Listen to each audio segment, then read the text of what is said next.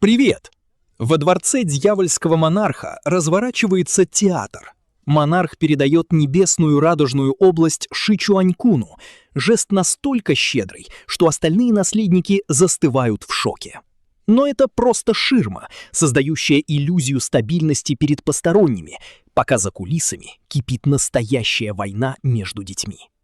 Хань Ли попадает в эту паутину случайно. Ему нужна помощь верховного жреца для исцеления плачущей души. Вместо этого Ши Джин Фэн выдает теплый нефрит пурпурного солнца, держа его на коротком поводке. Принцесса тут же пытается воздействовать на его разум ароматом, прямо во дворце. Обе стороны видят в нем опасную непредсказуемую переменную, и обе в ужасе от его потенциала. Хань Ли уходит в изоляцию, и тут небесная бутылка делает нечто невозможное, перемещает не сознание, а физическое тело. Права на ошибку больше нет. Любая травма в прошлом становится фатальной в настоящем. На черных скалах посреди бурного моря его ждет ослабленный даос сияющей кости.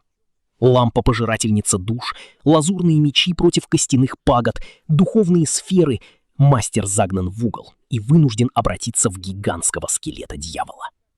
А теперь слушаем дальше.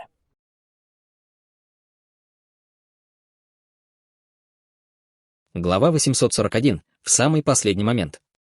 Внезапно Хань Ли взмахнул обоими рукавами, и 5 мечей полетели в сторону приближающейся гигантской руки, а сам он бросился назад. Один за другим раздались 5 резких звонов, и 5 лазурных мечей бамбуковых облаков отлетели назад, а затем упали в море, столкнувшись с рукой гигантского скелета дьявола. В этот момент Хань Ли успел отступить на несколько тысяч футов, и прежде чем он успел восстановить контроль над своими летающими мечами, позади него внезапно пронесся порыв ветра. Гигантские черепа на вершинах 8 костяных пагод широко раскрыли пасти, выпустив толстые костяные цепи, которые полетели прямо на него, словно 8 белых костяных копий. Хань Ли уже собирался использовать свое обратное колесо истины, чтобы уклониться, как вдруг обнаружил, что его руки полностью обездвижены и он не может сложить печати. Только тогда он заметил, что на его руках появился экзоскелет из белой кости, который охватывал локтевые суставы, словно ползучий иней распространялся к кистям и плечам. Это была та самая капля белой жидкости. Хань Ли недоуменно подумал про себя. Он нахмурил брови и силой ударил обеими ногами по земле, оттолкнувшись от нее и взмыв в воздух. В то же мгновение из его тела вырвались бесчисленные золотые молнии и ударили по распространяющемуся экзоскелету. Однако после того, как золотая молния угасла, экзоскелет не только не был разрушен, но и распространился на еще большую площадь его тела. Не успело напомниться, как 8 костяных цепей уже обвились вокруг его рук и ног, обездвижив его в воздухе. Хань Ли чувствовал, как цепи с огромной силой тянут его в разные стороны, заставляя все его суставы скрипеть и стонать. Если бы на его месте оказался обычный нефритовый бессмертный, его бы, скорее всего, уже разорвало на части. В то же время из глазниц 8 черепов на костяных пагодах вырвались струи зеленого пламени, которые прокатились по костяным цепям и охватили все тело Хань Ли. Зеленое пламя не излучало тепла. Оно было лишь слегка прохладным на ощупь, но в тот момент, когда оно коснулось тела Хань Ли, на его лице мгновенно появилось тревожное выражение. Зеленое пламя не причиняло вреда ни его телу, ни его душе, но оно сжигало его кости дотла. Всего через несколько секунд Хань Ли почувствовал онемение в костях, как будто их грызли бесчисленные крошечные насекомые, делая их хрупкими и ломкими. После достижения стадии высокого зенита скелет Хань Ли стал чрезвычайно прочным, но у него не было ни единого шанса против силы закона иссушающей кости, которую использовал даосский мастер Сияющая кость. В этот самый момент его тело озарила вспышка серебристого света, а затем вспыхнуло обжигающее серебристое пламя, словно огненный серебряный плащ, оттеснивший вторгшееся зеленое пламя. После того, как 3 шарика радужного огненного песка были полностью очищены, серебряное пламя огненного ворона стало намного сильнее, чем раньше, и зеленое пламя было быстро подавлено и оттеснено. Однако огненный ворон сущности не собирался упускать зеленое пламя и помчался по костяным цепям в погоню, намереваясь поглотить его до последней капли. Даосский мастер Сияющая кость лишь мельком взглянул на огненного ворона сущности, после чего его взгляд снова устремился на Хань Ли. Казалось, что у этого человека с уровнем высшего зенита в запасе бесконечное множество трюков, и если бы эта битва затянулась, неизвестно, какие еще трюки он мог бы провернуть. Помня об этом, даосский мастер Сияющая кость поднял руку и направил ее прямо на Хань Ли. К этому моменту руки и весь живот Хань Ли были покрыты слоем белого экзоскелета, а сверху его сковывали 8 костяных цепей, так что он не мог предпринять никаких попыток уклониться. Однако, когда взгляд даосского мастера Сияющая кость упал на лицо Хань Ли, он увидел, что Хань Ли совершенно спокоен и собран, на его лице нет ни паники, ни страха. Что-то здесь не так. В сердце даосского мастера Боуншайна закралось дурное предчувствие, но прежде чем он успел отступить, в глазах Хань Ли внезапно вспыхнул знакомый холодный огонек. «Невозможно!» — воскликнул даос сияющая кость с встревоженным выражением лица. Из межбровья Хань Ли вылетел полупрозрачный меч длиной всего около дюйма и мгновенно пронзил руку даосского мастера сияющая кость, после чего устремился прямо к его межбровью. Раздался слабый треск, и в следующее мгновение золотая руна на его лбу распалась на частицы золотого света, после чего в его сознании появился огромный полупрозрачный меч, который с невероятной силой обрушился вниз. Руны на поверхности меча беспрестанно вспыхивали, излучая мощные колебания божественного чувства, от которых сознание даосского мастера сияющая кость бурлило и неистово дрожало, словно могло расколоться в любой момент. В то же время его божественное чутье быстро таяло, как снег под палящим солнцем. Его душа и без того была тяжело ранена, и теперь отчаянно дрожала под натиском мощных ударных волн, едва сдерживаясь. Даосский мастер сияющая кость издал возмущенный рев, но его божественное чутье продолжало стремительно угасать, а зрение постепенно затуманивалось. Его гигантское скелетное тело начало уменьшаться, и он быстро принял человеческий облик. В то же время зеленое пламя на 8 костяных пагодах начало постепенно угасать, а костяные цепи, торчавшие из пасти черепов на вершинах 8 костяных пагод, быстро втянулись обратно. Не найдя больше зеленого пламени, которое можно было бы поглотить, огненный ворон сущности покружил в воздухе, а затем вернулся к Хань Ли. Заметив прочный экзоскелет, сковывающий руки и живот Хань Ли, он превратился в серебряный огненный шар, который врезался прямо в грудь Хань Ли, а затем распространился по экзоскелету, чтобы испепелить его. В этот самый момент раздался почти рев зверя. В этот момент глаза даосского мастера сияющая кость налились кровью, а на лице появилось безумное выражение. Он силой ударил себя ладонью по межбровью. В его сознании гигантская проекция ладони спустилась с небес и с невероятной силой ударила по мечу божественного чувства. Меч сильно задрожал, и исходящий от него полупрозрачный свет быстро померк, а затем и вовсе исчез из сознания даосского мастера сияющая кость. В следующее мгновение из его затылка вылетел крошечный полупрозрачный меч, покружил в воздухе, а затем вернулся к Хань Ли и исчез в его межбровье. Ударив себя по лбу, даосский мастер сияющая кость смог преодолеть кризис, вызванный мечом божественного чувства, но в результате его раны еще больше усугубились, и он невольно отлетел назад. Его волосы были в полном беспорядке, а глаза почти полностью потускнели, из-за чего он стал похож на потерянного и напуганного старика, который, спотыкаясь, убегал прочь, превращаясь в луч света. После ухода даосского мастера сияющая кость его сфера, иссушающая кости, исчезла вместе с 8 костяными пагодами. Тем временем, как только миниатюрный меч вернулся в сознание Хань Ли, его голова резко откинулась назад, как будто ему нанесли сильный удар, а его божественное чувство было сильно перенапряжено. Он едва успел восстановить все свои силы, как его тело обмякло, и он рухнул прямо с неба. Огненный ворон сущности увидел, что тот потерял сознание, подхватил его на спину и осторожно опустился на ту же скалу, что и раньше. Оказавшись там, серебряное пламя продолжало охватывать его тело, сжигая белый экзоскелет. Только на следующее утро экзоскелет полностью отделился от тела, и все это время руны до времени на золотом кольце над его головой продолжали тускнеть одна за другой. Несколько дней пролетели как один миг. Однажды утром, когда солнце поднялось над горизонтом, первый луч света упал на лицо Хань Ли. Его ресницы слегка дрогнули, и он медленно открыл глаза. Сгоревший ограничивающий экзоскелет огненный ворон сущности снова превратился в миниатюрную серебряную фигурку и сел на грудь Хань Ли, скрестив руки и ноги, чтобы присматривать за ним. Как только Хань Ли открыл глаза, он тут же вскочил и с восторгом уставился на него. Голова Хань Ли гудела и тяжела от перенапряжения божественных сил, а взгляд не мог сфокусироваться. Он хотел сесть, но все его тело пронзала боль, и ему казалось, что на него навалилась огромная гора. Похоже, что из-за того, что он попал сюда в результате физического перемещения, он постоянно подвергался подавлению со стороны великого Да этого времени и пространства, что и привело к появлению этих негативных симптомов. Хань Ли задействовал свое искусство происхождения великого небесного цикла, и его тело окутал туманный белый свет. Только после этого он смог сфокусировать взгляд на огненном вороне сущности, и на его лице появилась слабая улыбка. Огненно-серебристая фигура тут же запрыгнула ему на плечо и начала делать дикие и преувеличенные жесты, пытаясь что-то ему сообщить. «Ладно, я знаю, это ты освободил меня из того экзоскелета, а еще ты привел меня сюда и защищал все это время», — сказал Хань Ли с веселой улыбкой.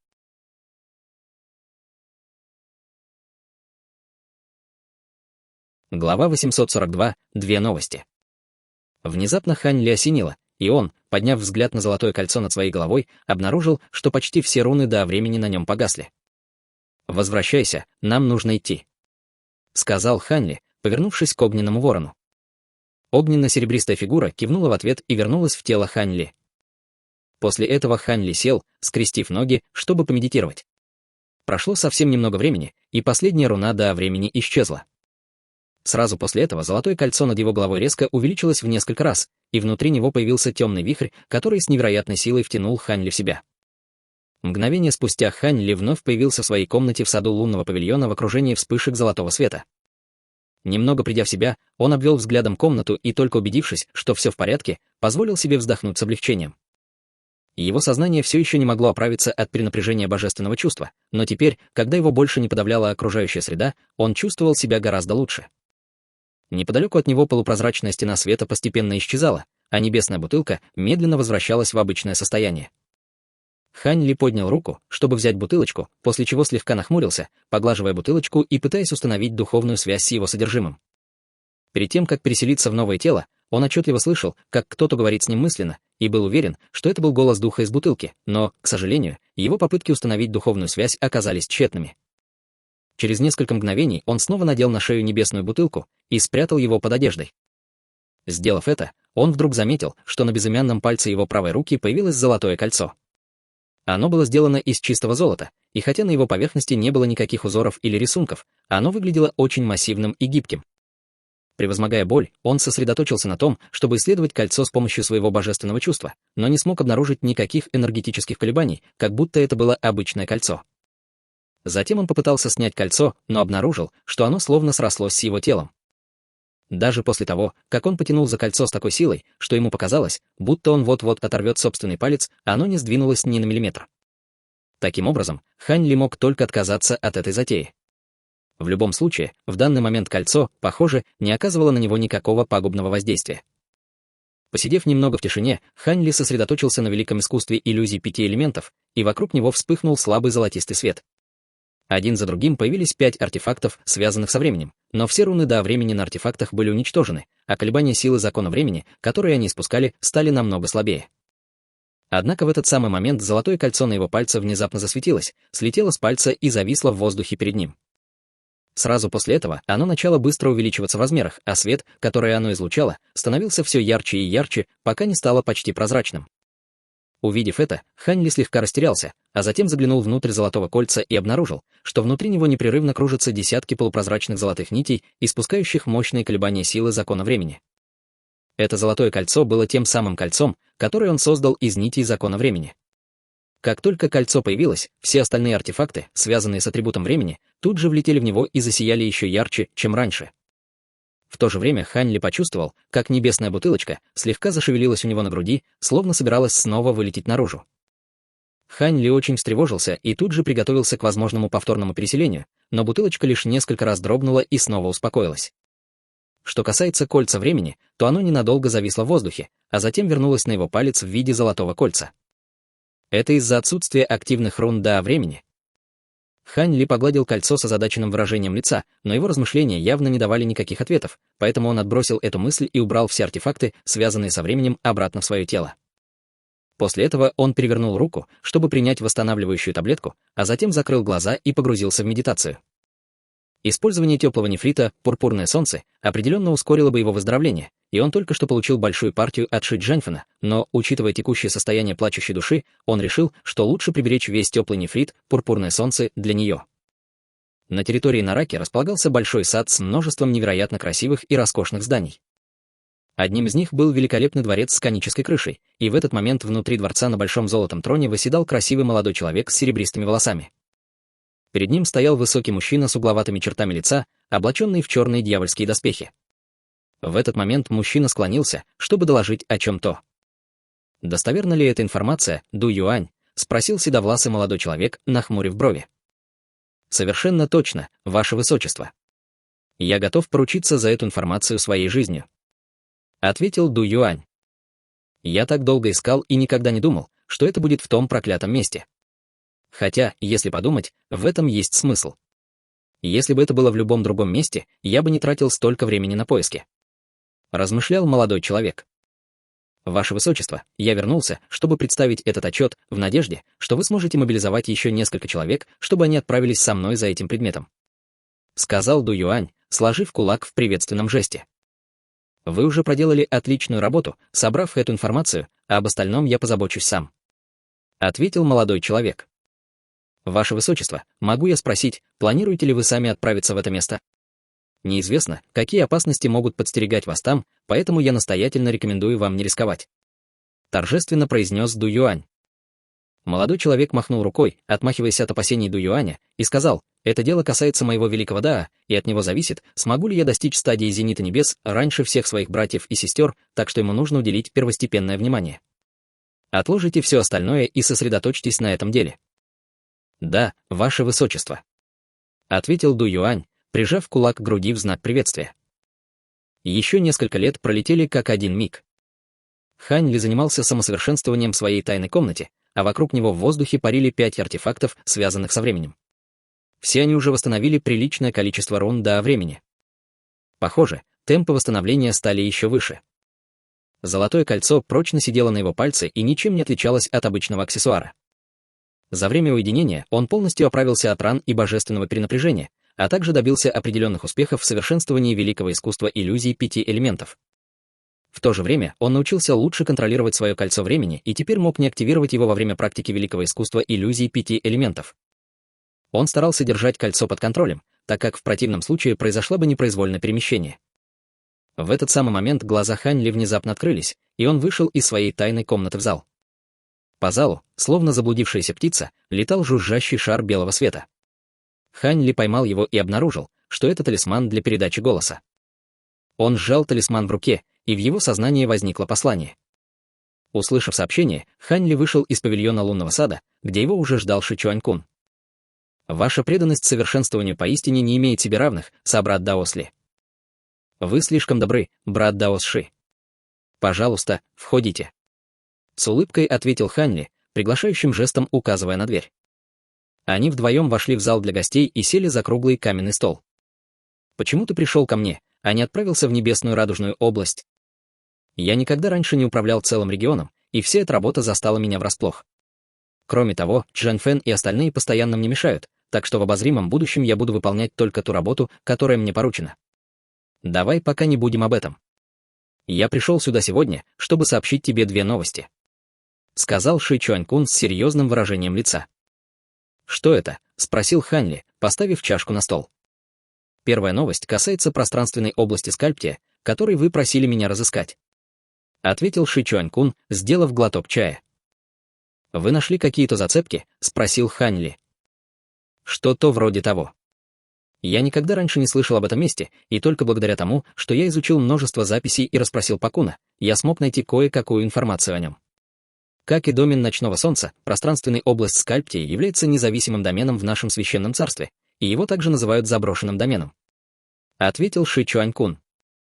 «Что такое заброшенный домен?» — спросил Хань Ли. «Это значит, что в этой области нет ни духовной, ни дьявольской ци.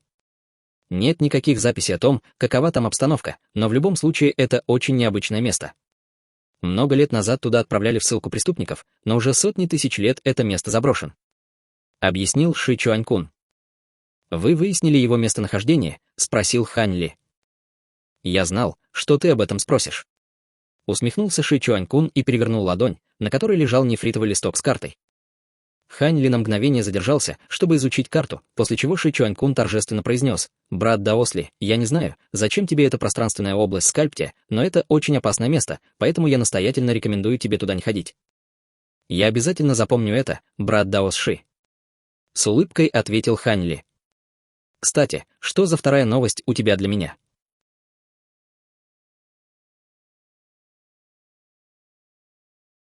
Глава 843. Новости о фиолетовом духе. Второе, что я хочу вам сказать. Мне удалось раздобыть кое-какую информацию о вознесенном культиваторе по имени Фиолетовый дух. Сказал Ши Чуанькун, и в его глазах появился намек на что-то. Услышав это, Хань Ли слегка растерялся, но затем на его лице появилось восторженное выражение. Несмотря на то, что он попросил Ши Чуанькуна найти для него фиолетового духа, на самом деле он не питал особых надежд. В конце концов, прошло не так много времени с тех пор, как он вознесся в царство истинных бессмертных, а учитывая скорость развития фиолетового духа, не было никакой гарантии, что она уже вознеслась. На самом деле он рассказал Ши Чуанькуну о фиолетовом духе только для того, чтобы тот присмотрел за ней, если в будущем она вознесется в царство дьявола. Поэтому то, что ему действительно удалось ее найти, стало для него приятным сюрпризом. Пакун усердно работал над этим делом и разослал людей, чтобы они проверили всех культиваторов, недавно вознесшихся в наше священное царство. В процессе он нашел женщину-культиватора, которая вознеслась в регион Черной воды более 100 лет назад и подходила под ваше описание фиолетового духа. Должен сказать, что она действительно очень красива. Сказал Ши Чуанконг, перевернув руку и выпустив лазурную бусину размером с ладонь. По его приказу внутри бусины вспыхнул нежный лазурный свет, и появилось изображение женщины в черном платье. У нее были черные волосы до талии, и, как и сказал Ши Чуанькун, она была потрясающей красавицей. Она держалась холодно, но это только добавило ей привлекательности. Это была никто иная, как фиолетовый дух. Хань Ли слегка вздрогнул при виде знакомой фигуры и надолго погрузился в раздумья, прежде чем, наконец, пришел в себя. Похоже, мы нашли того, кто нам нужен. За все время, что мы вместе, я никогда не видел тебя таким. Может, расскажешь мне что-нибудь о вас с ней? Уверен, это должно быть очень интересно. Съязвил Ши Чуанькун. Хань Ли остался невозмутимым, несмотря на насмешки Ши Чуанькуна, и сразу же спросил, где она сейчас? Успокойся, брат Ли.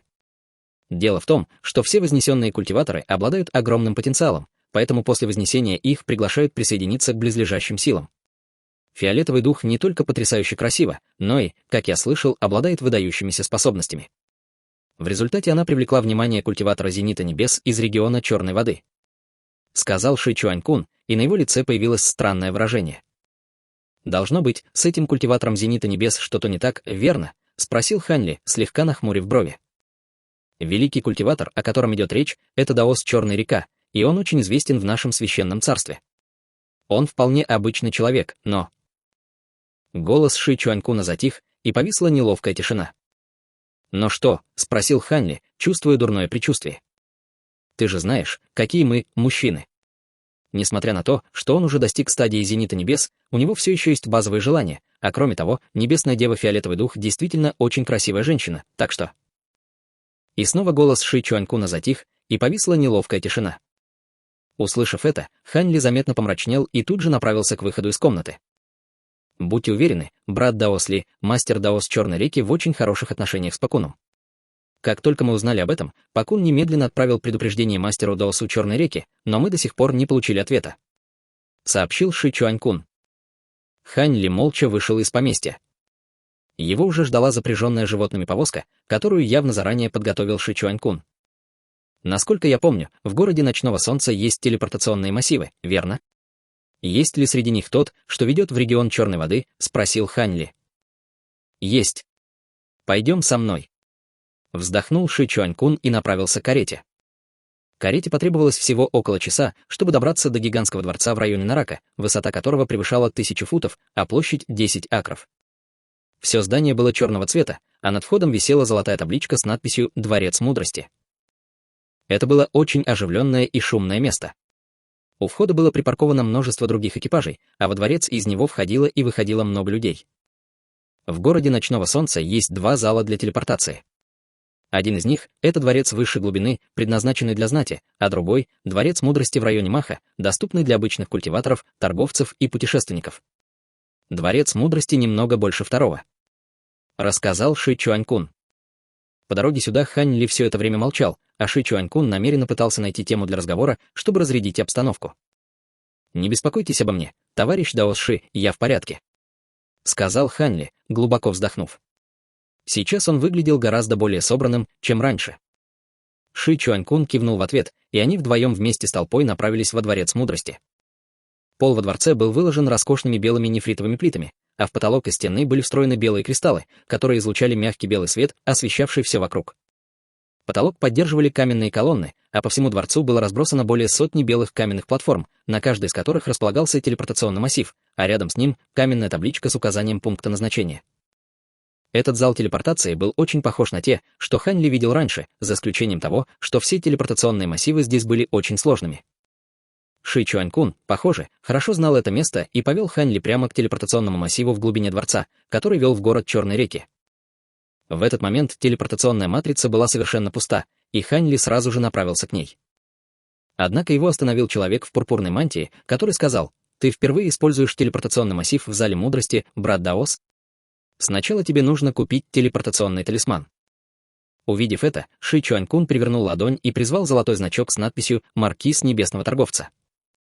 При виде этого выражение лица мужчины в пурпурной мантии слегка изменилось, и он поспешно отступил в сторону, пропуская Хань Ли, и извинился: «Ах, пожалуйста, простите меня, ваше высочество, я не знал, что это вы». Хань Ли не обратил внимания на мужчину в пурпурной мантии и ступил на телепортационную платформу, а за ним последовал Ши Чуанькун. «Брат Даос Ши, у тебя сейчас много дел, так что тебе не нужно сопровождать меня в этом путешествии. Я найду тебя, когда вернусь», — сказал Хань Ли. «Не беспокойтесь об этом, товарищ Даос Ли. В ближайшее время я не собираюсь вторгаться в Небесную Радугу, и я уже порядком устал от всей этой политики в городе Ночного Солнца, так что мне бы не помешало немного развеяться», — ответил Ши Чуанькун с улыбкой. «Примите мою благодарность, брат Даос Ши», — сказал Хань Ли с выражением признательности на лице. Даосский мастер Черная река был культиватором Зенита Небес, поэтому он не был уверен в том, что сможет забрать фиолетового духа и благополучно сбежать. Однако с Ши Чуанькуном в качестве помощника все, скорее всего, пройдет гораздо легче. «Ваше Высочество, ваш значок маркиза дает вам 3 возможности для бесплатной телепортации в столетие. В данном случае вы телепортируете 2 человек, так что здесь вы используете 2 из 3 возможностей», — уважительно сообщил мужчина в фиолетовой мантии, доставая фиолетовое медное зеркало. «Я в курсе, так что поторопись и активируй массив». Нетерпеливо поторопил его Ши Чуанькун. Мужчина в фиолетовой мантии тут же кивнул и сделал то, что ему сказали. Вскоре телепортационная система была запущена, и Хань Ли с Ши Чуанькуном исчезли вспышки белого света. Когда к ним вернулось зрение, они обнаружили, что оказались в другом зале для телепортации. Этот был размером чуть меньше 200 футов и содержал всего 3 телепортационных массива. В зале было очень мало людей, и Хань Ли с Ши Чуанькуном быстро вышли на улицу и увидели небольшой город, построенный у Черной реки. Вода в реке была такой бурной, что грохот от нее был слышен даже в городе. Город казался совсем неоживленным, и ему сильно не хватало лоска даже по сравнению с превосходным городом. Регион Черной воды получил свое название из-за множества рек и озер в этом регионе. Однако это очень уединенное место, где нет ни ценных ресурсов, ни демонических зверей, на которых можно охотиться, поэтому это один из бесплодных регионов нашего священного царства. Рассказал Ши Чуанькун. Хань Ли кивнул в ответ. Духовной и дьявольской ци здесь действительно было гораздо меньше, чем в городе Ночного Солнца. Единственным плюсом этого места было то, что в городе не было ограничений на полеты, поэтому они вдвоем быстро добрались до города. Ши Чуанькун вызвал свою летающую повозку, и она помчалась в определенном направлении. Даосский мастер Черная река живет на одном из озер в регионе Черной воды, и дорога туда займет около 3 месяцев. Я должен предупредить вас, что даосский мастер Черная река немного мелочен, так что поездка может пройти не очень гладко», — сказал Ши Чуанькун, слегка нахмурив брови. Услышав это, Хань Ли тоже слегка нахмурился. Из-за его недавнего физического перемещения в настоящее время активна лишь небольшая часть его рунда о времени, поэтому его способности, связанные со временем, не будут такими мощными, как обычно. Однако в любом случае он не мог отступить. Помня об этом, он глубоко вздохнул и сел, скрестив ноги. Тем временем из рукава Ши Чуанькуна вылетел фиолетовый талисман, который распался на бесчисленное множество фиолетовых рун, слившихся с его летающей повозкой.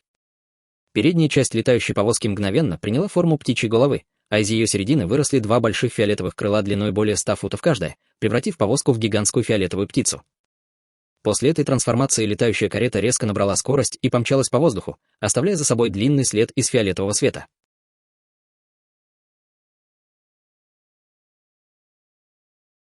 Глава 844. Оскорбление. 2 месяца спустя Хань Ли и Ши Чуанькун появились в воздухе над огромным озером. Озеро простиралось во все стороны, насколько хватало глаз, и ничем не отличалось от бескрайнего моря. Это озеро называется 1000 вод, а даосский мастер Черная река обитает в водном дворце на дне озера. Брат Даосли, я думаю, нам следует сначала попытаться решить проблему мирным путем, а к насилию прибегать только в случае необходимости», — сказал Ши Чуанькун. «Будьте уверены, товарищ Даос Ши, мы имеем дело с культиватором Зенита Небес, а также союзником его высочества, поэтому я не буду безрассудно бросаться в бой», — спокойно ответил Хань Ли, и Ши Чуанькун вздохнул с облегчением. Если подумать, мы уже очень близко к границе региона Черной воды. За этим озером находится регион Черного дикаря, верно? Внезапно спросил Хань Ли. Все верно, ответил Ши Чуанькун. В регионе Черного дикаря располагалась пространственная область Скальптия. Хань Ли кивнул в ответ и больше ничего не сказал на эту тему. Они вдвоем влетели в озеро, а затем начали снижаться. Озеро было невероятно глубоким, и даже после того, как мы опустились на сотни тысяч футов, дна все еще не было видно. В этот момент со всех сторон хлынула вода, и даже Хань Ли почувствовал себя немного неуютно. Ши Чуанькун открыл рот, чтобы выпустить синюю бусину, которая, в свою очередь, выпустила шар голубого света, окутавший их обоих. Давление воды вокруг них полностью исчезло. Спустившись еще на несколько десятков тысяч футов, они, наконец, достигли дна озера, которое представляло собой холмистую местность, похожую на подводный горный хребет. На дне озера также было множество гигантских, неизмеримо глубоких расщелин, которые, казалось, вели прямиком в адские глубины. Под руководством Ши Чуанькуна они вдвоем спустились в одну из этих расщелин, прежде чем продолжить спуск. «Кажется, вы хорошо знаете это место, брат Даос Ши». «Вы бывали здесь раньше?» — спросил Хань Ли. «Нет, но я внес свой вклад в создание альянса между Пакуном и даосским мастером Черной реки, поэтому я провел небольшое исследование о том, где он жил». С улыбкой объяснил Ши Чуанькун. «Понятно», — ответил Хань Ли. Вода в расщелинах на дне озера немного отличалась от воды в других частях озера. Чем глубже они спускались, тем более вязкой и темной становилась вода, почти как тяжелая вода. В этот момент было так темно, что видимость была крайне ограниченной, но после того, как они спустились еще немного, пропасть внезапно превратилась в огромную подземную пещеру, в центре которой находился гигантский остров площадью в десятки тысяч акров. Остров представлял собой цельный кусок черного кристаллического материала, на котором были построены бесчисленные павильоны, пагоды и дворцы. Над входом в самый большой из дворцов висела табличка размером в несколько сотен футов, на которой было написано «Водный дворец Черной реки». Весь остров излучал мерцающий свет черного цвета, но каким-то образом он оставался блестящим и полупрозрачным, придавая этому месту вид подводного хрустального дворца. Это было невероятно захватывающее зрелище. Кроме того, остров был окружен гигантским барьером из черного света, который не пропускал воду из озера. На черном световом барьере виднелись бесчисленные руны, испускавшие мощные энергетические колебания. Хань Ли был уверен, что если кто-то попытается силой прорваться через световой барьер, то ограничения, наложенные на него, способны мгновенно убить даже культиватора высшего зенита. Наконец-то мы здесь. Весь этот остров на самом деле представляет собой огромный кусок водного нефрита инского зенита, который даосский мастер Черная река очищал бесчисленное количество лет, так что остров, по сути, является огромным дьявольским сокровищем. Поэтому, пока мы не исчерпали все другие варианты, нам лучше избегать конфликтов. Сказал Ши Чуанькун. Хань Ли хранил молчание, но в его глазах читалась решимость. Увидев это, Ши Чуанькун мысленно вздохнул и понял, что его совет остался без внимания. Поэтому он не стал ничего говорить и, перевернув руку, достал значок из голубого нефрита, а затем бросил его вперед. Нефритовый значок пролетел сквозь барьер из черного света в виде полосы синего света и растворился в воздухе. Через несколько мгновений с острова донесся слегка настороженный женский голос. «Кто пришел в наш водный дворец Черной реки?» «Я Ши Чуанькун, и я пришел, чтобы встретиться с даосским мастером Черной рекой», ответил Ши Чуанькун и шагнул вперед, чтобы показать свой фиолетовый значок. Женский голос на мгновение затих, а затем снова зазвучал. «Добро пожаловать, ваше высочество. Прошу прощения, что не вышло поприветствовать вас раньше». В то же время часть барьера из черного света прямо перед парой Хань Ли раздвинулась, образовав проход шириной в несколько десятков футов. В сердце Хань Ли вновь вспыхнуло чувство благодарности к Ши Чуанькуну. Только благодаря его статусу принца им так легко разрешили войти. В противном случае, учитывая, насколько осторожной была женщина, Хань Ли было бы непросто попасть во дворец Черной реки. Они приглянулись и вместе влетели в проем, после чего их тут же окутали вспышки черного света. При виде этого Хань Ли слегка нахмурился, но не стал сопротивляться, и в следующее мгновение они оказались в просторном зале.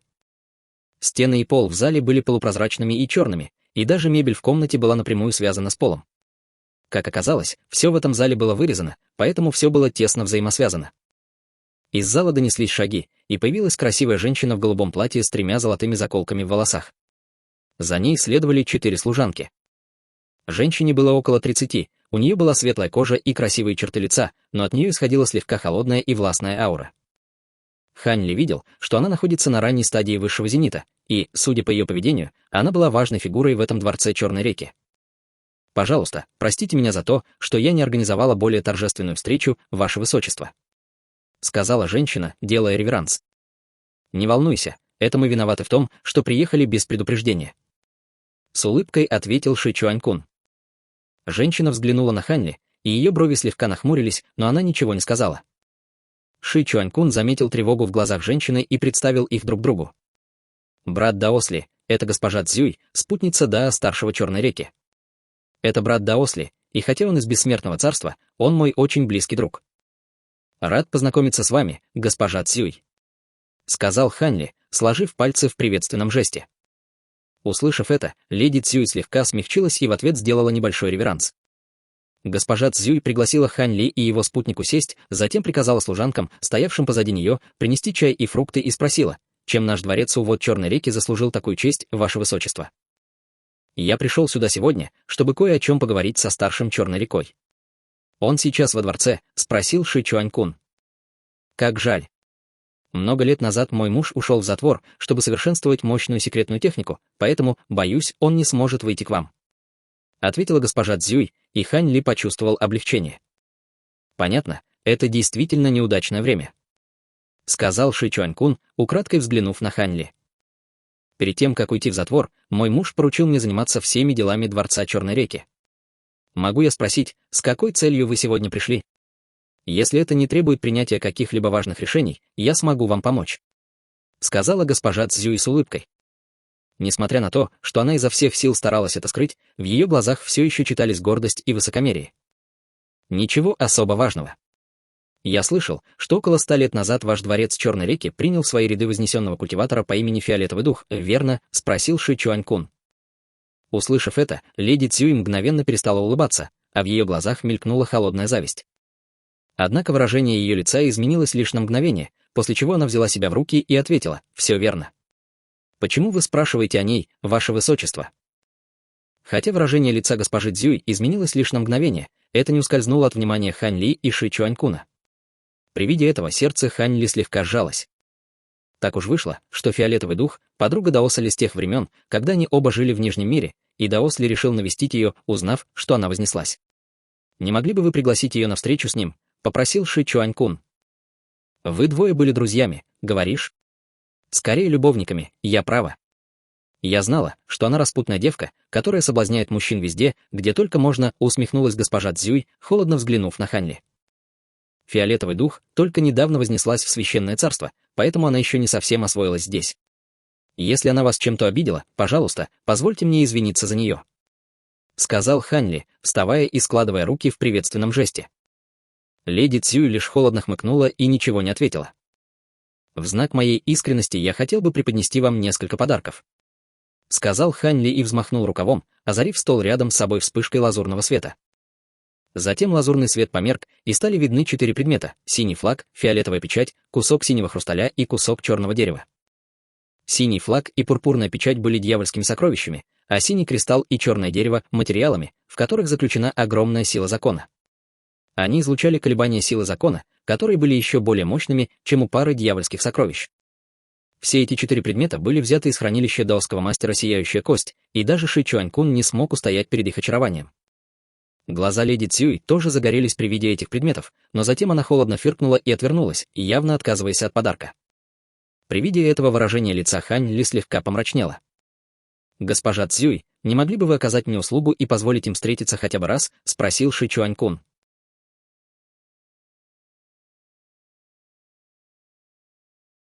Глава 845. Изгнание. «Конечно, я не могу отказать вам в вашей просьбе, Ваше Высочество, но проблема в том, что Фиолетового духа сейчас нет во дворце Черной реки, поэтому я не могу позвать ее, даже если бы захотела», — ответила госпожа Цзюй, слегка нахмурив брови. «Где она?» — тут же спросил Хань Ли. «В нашем водном дворце Черной реки живет много совершенствующихся, и мой муж предоставил этой шлюхе особые привилегии, позволив ей входить и выходить из дворца, когда ей заблагорассудится. Так откуда мне знать, куда она ушла?» — холодно бросила госпожа Цзюй. Язвительные слова и высокомерное поведение госпожи Цзюй начали действовать Хань Ли на нервы, и он сказал: вы только что сказали, что вам поручили следить за делами Дворца Черной реки во время уединения Старшего Черного реки, так что вы наверняка хотя бы представляете, куда делась фиолетовый дух. Кем, черт возьми, ты себя возомнил? Я позволила такому негодяю из бессмертного царства, как ты, войти в наш Дворец Черной реки только потому, что ты сопровождаешь его высочество, но ты смеешь допрашивать меня. Наш Дворец Черной реки не принимает таких невоспитанных гостей, как ты. Госпожа Цзюй внезапно пришла в ярость и взмахнула рукавами, произнося слова. Из стен по обеим сторонам зала тут же вырвались две вспышки черного света, которые мгновенно поглотили Хань Ли, а затем сформировали черный вихрь, попытавшийся телепортировать его из дворца. Увидев это, Хань Ли слегка нахмурился, и его колесо истины мгновенно появилось у него за спиной, а затем начало быстро вращаться, создавая бесчисленное множество золотых волн, которые окутали черный вихрь и заставили его замереть. При виде этого выражение лица леди Цюй слегка изменилось, и она быстро сложила несколько печатей, пытаясь снова запустить черный вихрь, но безуспешно. «Госпожа Цзюй, я не собираюсь вам противостоять. Все, что я хочу знать, это местонахождение фиолетового духа, и я готов щедро вознаградить вас за эту информацию», — сказал Хань Ли, сложив пальцы в приветственном жесте. «Наглый негодяй. Ты правда думаешь, что я бессильна что-либо с тобой сделать? «Иди ко мне, водный дворец Черной реки», — кричала госпожа Цзюй, продолжая складывать печати, и весь дворец Черной реки задрожал. Бесчисленные лучи черного света сходятся со всех сторон, образуя миниатюрную проекцию дворца Черной реки размером с ладонь. Увидев это, Хань Ли слегка прищурился, но прежде чем он успел что-то сделать, госпожа Цзюй выбросила обе ладони вперед, и проекция дворца Черной реки полетела в золотистую рябь вокруг Хань Ли.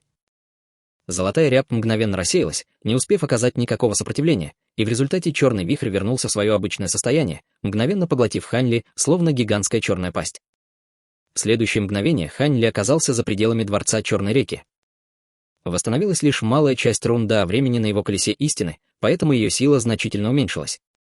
Однако ради фиолетового духа он не мог отступить. Он глубоко вздохнул, а затем активировал свои адские дьявольские глаза, чтобы изучить ограничения на барьере из черного света перед ним. В то же время его колесо истины выпустило волну золотых искр, которые обрушились на световой барьер. В этот самый момент рядом с ним внезапно раздался знакомый голос. «Я знал, что найду тебя здесь, брат Даосли». Хань Ли поспешно обернулся и увидел Шипакуна, стоявшего неподалеку. «Что вы здесь делаете, ваше высочество?» — удивленно спросил Хань Ли, прервав свое занятие. На лице Шипакуна появилась слабая улыбка, и он уже собирался ответить, когда рядом с ним внезапно образовался черный вихрь, сопровождаемый всплеском пространственных колебаний. Черный вихрь задержался лишь на мгновение, а затем исчез, и перед нами предстал Ши Чуанькун. Похоже, госпожа Цзюй тоже его вышвырнула. «Пакун, что ты здесь делаешь?» — удивленно спросил Ши Чуанькун. «Я слышал, что вы двое отправились из города Ночного Солнца в регион Черной воды, поэтому я знал, что вы пришли за фиолетовым духом. Даже сейчас вопрос с плачущей душой Даоса не решен, и это постоянно не дает мне покоя, поэтому я хотел сделать все возможное, чтобы помочь Даосу Ли спасти фиолетового духа», — ответил Ши Пакун с извиняющимся выражением лица. «Ты можешь положиться на Пакуна, брат Даос Ли. Он точно сможет спасти Даоса фиолетового духа», — сказал Ши Чуанькун с восторженным выражением лица. «Спасибо, ваше высочество», — сказал Хань Ли, сложив руки в благодарном жесте. «Как обстоят дела сейчас? Похоже, у вас двоих не все так гладко», — заметил Ши Пакун. На лице Хань Ли появилась кривая улыбка, когда он рассказывал Ши Пакуну о том, что произошло во дворце Черной реки. Госпожа Цзюй — партнерша даосского мастера Черной реки, но, несмотря на то, что она обладает довольно высоким уровнем культивации, она еще и очень мелочная женщина, поэтому, должно быть, очень ревновала Даоса фиолетового духа. Ты друг собрата Даоса фиолетового духа, поэтому ее обида, должно быть, распространялась и на тебя. Размышлял Ши Пакун, выслушав рассказ Хань Ли. Я так и думал. Я заставлю ее рассказать мне, где находится фиолетовый дух, нравится ей это или нет, даже если мне придется сделать это силой. Сказал Хань Ли, и в его глазах мелькнул холодный огонек. Фиолетовый дух не была его партнером Да, но в его сердце она была так же важна, как Наньгун Ван, и он не мог просто отступить, прекрасно понимая, что она может оказаться в опасности. Ши Пакун поспешно остановил его и сказал: «Я понимаю, что ты отчаянно хочешь спасти своего друга, но решать этот вопрос силой — не самый разумный вариант. Даосский мастер Черная река — культиватор Зенита Небес, и хотя сейчас он в уединении, у тебя будут большие проблемы, если он выйдет из уединения и начнет тебя преследовать. Я знаю, что это не самый разумный вариант, но у меня нет другого выбора», — ответил Хань Ли, нахмурив брови. Если ты мне доверяешь, то предоставь это дело мне. Мастер Черная река и я сейчас союзники, так что госпожа Цзюй не может просто выгнать меня, как ей вздумается, и, возможно, мне удастся выведать у нее кое-какую информацию. Сказал Ши Пакун. Пакун прав, брат Даосли. Пусть он пойдет первым, а если это не сработает, то мы придумаем что-нибудь еще. Вмешался Ши Чуанькун. Хорошо, в таком случае я буду рассчитывать на вас, ваше высочество. Ответил Хань Ли, прижав кулак к груди в знак приветствия. Отойдите немного назад. Сказал Ши Пакун Хань Ли и Ши Чуанькуну. Они приглянулись и отлетели подальше, после чего Ши Пакун направился к водному дворцу Черной реки. Хань Ли активировал свои адские дьявольские глаза, чтобы издалека наблюдать за водным дворцом Черной реки, а Ши Пакун призвал синий талисман и отправил его в барьер из черного света. Через несколько мгновений в черном световом барьере появилось отверстие, и Ши Пакун тут же влетел внутрь. Теперь вы можете быть спокойны, собрат Даосли. Пакун обязательно выяснит для вас, где находится Даос Фиолетовый дух. Заверил Ши Чуанькун с уверенной улыбкой. Я очень на это надеюсь. Вздохнул Хань Ли. Почти 2 часа пролетели незаметно. Хань Ли по-прежнему сохранял спокойствие и самообладание, но Ши Чуанькун начал немного нервничать. Он несколько раз открывал рот, чтобы что-то сказать, но не знал, что именно. В этот самый момент в черном световом барьере снова появилась брешь, и из нее вылетел Ши Пакун. Хань Ли и Ши Чуанькун сразу же подошли к нему, и первый спросил: «Как все прошло, ваше высочество?» Мне удалось выяснить, где сейчас находится даосская сестра Фиолетовый дух, а также кое-что узнал о времени, которое она провела во дворце воды Черной реки. Ответил Ши Пакун с едва заметной улыбкой. Хань Ли был в восторге от этой новости. «Я знал, что мы можем на тебя положиться, Пакун», — сказал Ши Чуанькун с широкой улыбкой. «Спасибо, ваше высочество». «Как поживает Фиолетовый дух после того, как он попал во дворе Черной реки?» — спросил Хань Ли. После того, как она вознеслась в Святое Царство, Даос Фиолетовый дух привлек внимание мастера Даоса Черной реки своей внешностью и способностями, и он хотел сделать ее своей наложницей, но она отчаянно отказалась, угрожая покончить с собой. Даосский мастер Черная река не хотел подчинять ее силой, к тому же в то время он торопился уйти в затвор, поэтому ему оставалось только оставить Даоса Фиолетовую душу под присмотром госпожи Цюй. Ответил Ши Пакун. Хань Ли с облегчением услышал эти слова, а Ши Чуанькун с ликованием хлопнул его по плечу. «Вот это здорово! Чистота Даоса Фиолетового духа все еще сохраняется, так что теперь ты можешь быть спокоен, брат Даосли». «Что ты такое говоришь, Чуанькун?» — строго отчитал его Ши Пакун. Только тогда Ши Чуанькун понял, что оговорился, и смущенно почесал затылок. Хань Ли оставался совершенно невозмутимым и сказал: «Фиолетовый дух сама по себе, так что даже если что-то и произошло, это не ее вина». Что случилось потом? Фиолетовый дух все еще во дворце Черной реки.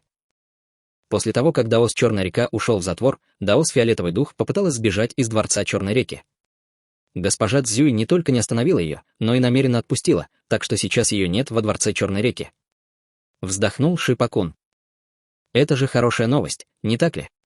Священное царство — большая страна, но нам не составит труда кого-нибудь найти. Как только мы вернемся, я кое-что устрою, и... Голос Ши Чуанькуна постепенно затих, и он, похоже, понял, что что-то не так. Хань Ли тоже озабоченно нахмурил брови. Для госпожи Цюй было вполне логично намеренно позволить Фиолетовому духу сбежать из дворца Черной реки, и даже если бы даосский мастер Черной реки спросил ее об этом после выхода из уединения, он не смог бы ее обвинить. Однако, учитывая ее мелочность, она ни за что не позволила бы Фиолетовому духу уйти. Ши Пакун взглянул на Хань Ли, а затем подтвердил свои подозрения, сказав: вскоре после того, как сестра Фиолетовый дух покинула дворец Черной реки, госпожа Цзюй отправила людей, чтобы схватить ее, а затем сослала в пространственную область Скальптии.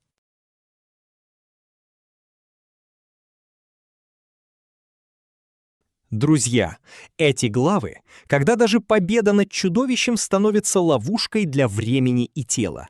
Хань Ли вырывается из смертельной схватки с мастером Сияющая Кость, мечом божественного чувства и огненным вороном, но за это платит странной ценой. Колесо истины намертво срастается с его пальцем золотым кольцом. Это уже не просто трофей. Давление времени и пространства спрессовывает его магию в физический узел, показывая, что даже культиваторы высшего зенита не защищены от законов мироздания. Пока он приходит в себя, Хань Ли и Ши Чуанькун получают новые удары уже от политики. Ши Чуанькун приносит новости о забытой тюрьме пространственной области Скальптии и о вознесении фиолетового духа, которое сразу попадает под прицел мастера Черная река. В этом мире вознесение не делает тебя элитой. Без покровителя ты становишься ресурсом. Поэтому спасение фиолетового духа быстро превращается в дипломатический тупик. Хань Ли упирается в барьер Кристального дворца, а высокомерная госпожа Цуе просто выкидывает его в черный вихрь. И тут выясняется главное. Фиолетовый дух вовсе не пропала случайно. Ее специально сослали именно в Скальктию, где нет ни капли духовной или дьявольской ци. Значит, вся эта миссия с самого начала была входом в пустоту, где привычные статусы и артефакты ничего не стоят. Что ждет культиваторов там, где мертвы даже законы мироздания? Готовлю продолжение.